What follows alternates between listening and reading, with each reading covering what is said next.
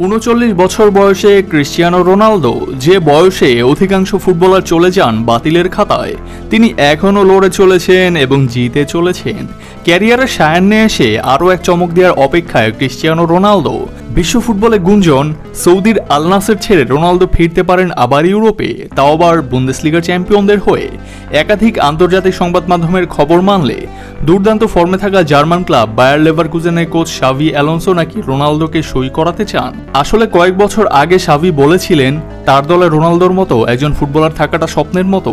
এবছর তিনি বায়ারকে Bundesliga champion করেছেন, তার দল ইউরোপা লিগের ফাইনাল খেলছে। কোচ পরের মৌসুমে রোনালদোকে সই করাতে চান বলে খবর। তিনি নাকি ক্লাব কর্তাদের জানিয়েও দিয়েছেন সম্ভব হলে রোনালদোকে সই করাতে হবে, যদিও রোনালদোর তরফে এ নিয়ে ইতিবাচক কোনো খবর এখনো মেলেনি। রোনালদো ভক্তরা এখন হয়তো হিসাব কষা শুরু করেছেন প্রিয় তারকাকে আর কতদিন খেলার মাঠে দেখা যাবে। 2023 সালের শুরুতেই আল নাসরে যোগ দেন রোনালদো। 2.5 বছরের চুক্তিতে সৌদির ক্লাবে যান ক্রিস্টিয়ানো। সে চুক্তি শেষ হওয়া অনেক দেরি। এর মাঝে আবার 2024 সালে ইউরো হওয়ার কথা, তাতে হয়তো খেলবেন ক্রিস্টিয়ানো রোনালদো। ফুটবল মহলে জল্পনা 2026 বিশ্বকাপের দিকে নজর রেখে ফের ইউরোপে প্রথম সারির ফুটবলে ভিড়তে চাইবেন রোনালদো। সেক্ষেত্রে ইউরোর পরপরই তার নতুন ক্লাবে সই করার ব্যাপারটা চূড়ান্ত হয়ে যেতেও পারে।